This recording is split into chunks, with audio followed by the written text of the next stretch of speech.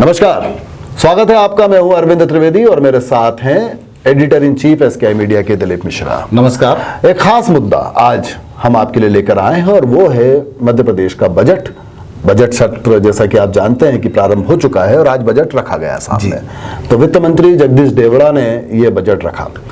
हल्के फुल्के अंदाज में बात करेंगे क्योंकि आम आदमी को इस बात से सरोकार होता है कि ये बजट हमारे जीवन को कितना आसान बनाएगा या कितना प्रभावित करेगा। कैसा रहा बजट सत्र का पहला दिन? पहला दिन जैसे ही वित्त मंत्री जगदीश देवड़ा बजट का भाषण देने के लिए खड़े हुए तो विधानसभा में हंगामा हुआ, जैसा कि आप सब जानते ही हैं। हंगामे के बीच जब कांग्रेस विधायकों ने जमकर हंगामा किया, प्रदेश के मुख्यमंत्री। हंगामे का कारण क्या? बजट को लेकर। अच्छा। निश्चित तौर पर बजट जब आता है तो बजट को लेकर विपक्ष उस बजट से संतुष्ट नहीं होता, उसकी तमाम वो रहती हैं और अपेक्षाएं रहती हैं, हाँ रहते ही हैं। तो वहाँ काफी हंगामे के बीच बजट प्रस्तुत हुआ है। प्रदेश के मुखिया शिवराज सिंह चौहान को विधायकों से कहना पड़ा कि बजट पूरा प्रदेश देख रहा है, इसलिए कम से कम प्रदेशवासियों को सुनने दीजिए कि उनके प्रदेश के लिए क्या सौगातें हैं और हम क्या चीजें लेकर आए। ठीक है। फिर उसके बाद बजट प्रस्तुत हुआ। क्या मुख्य बिंदु रहे? जनता का फीडबैक भी लिया गया था। बजट जो है आत्मनिर्भर मध्य प्रदेश को दृष्टिगत रखते हुए ये बजट कहा जा सकता है। बजट को आप लुभावना बजट भी कह सकते हैं, मतलब क्योंकि मध्य प्रदेश सरकार ने कोई टैक्स, नया टैक्स कुछ भी नहीं लगाया है और जो है मध्य प्रदेश के इंफ्रास्ट्रक्चर और लाडली लक्ष्मी पर विशेष ध्यान दिया गया है। यहाँ बजट की बढ़ोतरी की गई है।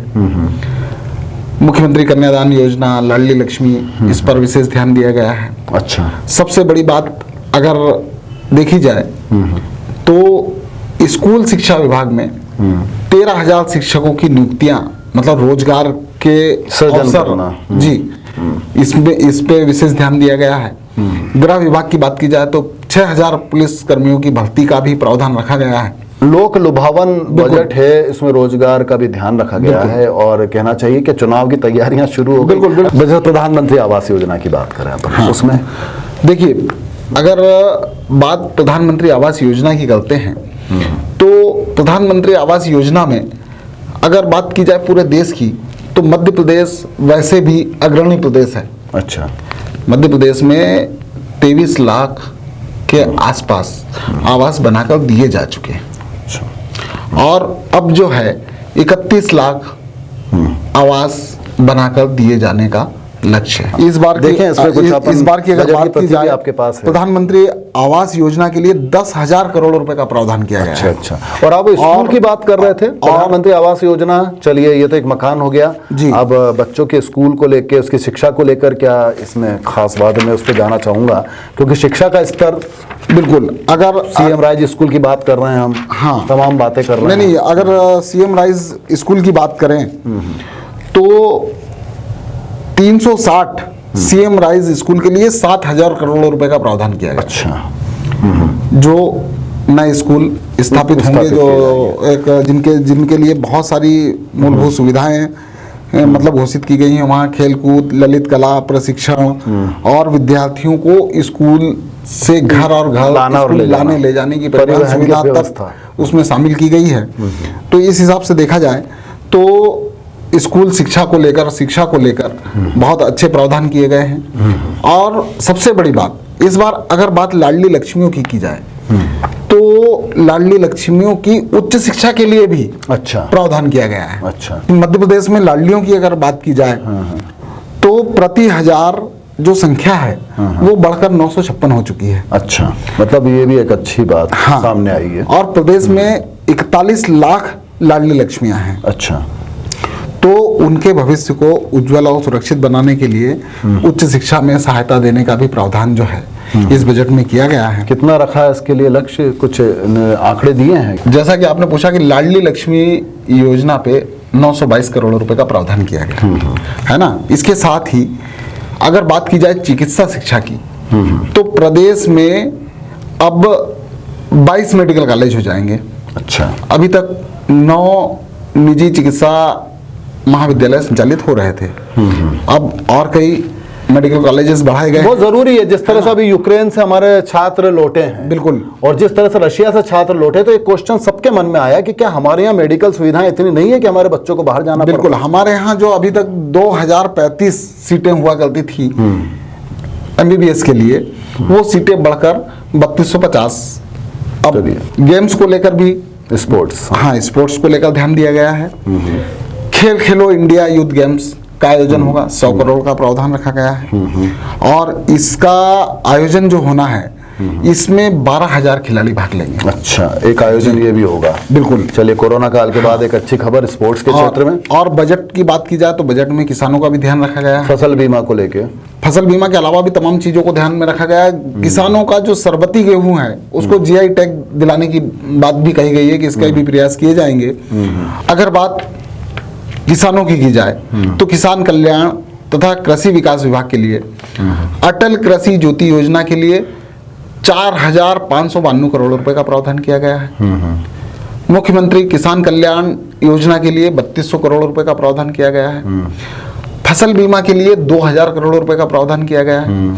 इसके अलावा किसानों को 5 HP के जो कृषि पंप होते हैं और एक बत्ती कनेक्शन जो निःशुल्क दिया जाता है किसानों को, उसके लिए भी 2,096 करोड़ रुपए का प्रावधान। अटल गृह ज्योति योजना के लिए भी इसमें एक प्रावधान होगा, तो वो भी, उसमें भी निश्चित तौर पर, हाँ, अटल गृह ज्योति योजना के लिए 3300 करोड़ रुपए, 3,300 करोड़ रुपए का प्रावधान किया गया है। ये ऊर्जा विभाग की ऊर्जा विभाग के, हाँ, वाला अलग अलग सेक्टर्स हैं। बिल्कुल। और बात की जाए कि बिजली के मेंटेनेंस, बिजली व्यवस्था के मेंटेनेंस को लेकर उसके सुधार पर कार्य करने के लिए 5500 करोड़ रुपए का प्रावधान किया गया है 15वें वित्त आयोग के अनुसार। बात अगर इंडस्ट्रीज की जाए तो इस बार उद्योगों के लिए 60,000 लोगों को रोजगार मिले, ऐसी योजना तैयार की गई है। इस तरीके के प्रावधान रखे गए हैं क्षेत्र में। बिल्कुल, कई परियोजनाएं स्वीकृत की गई हैं। और सबसे बड़ी बात तो यह है कि भारत सरकार ने विक्रम उद्योगपुरी लिमिटेड उज्जैन में मेडिकल डिवाइस पार्क की स्थापना को भी मंजूरी दे दी है। उसके लिए भी विशेष प्रावधान किए गए हैं। तो मध्य प्रदेश में कई नए औद्योगिक क्षेत्र डेवलप करने का प्रावधान है। हालांकि उसमें अभी तक, जहां तक हमने बजट को देखा है, समझा है, देवास भी बहुत बड़ा औद्योगिक क्षेत्र है, उसमें देवास का नाम नहीं है।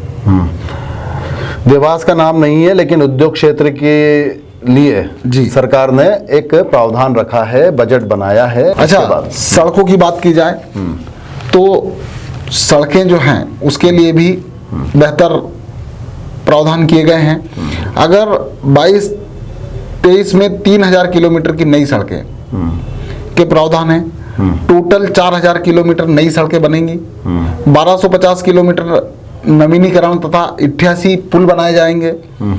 तो इस तरह से जो है, अभी तक प्रधानमंत्री सड़क योजना के तहत 3,048 किलोमीटर की सड़कें और 140 पुल बनाए गए हैं।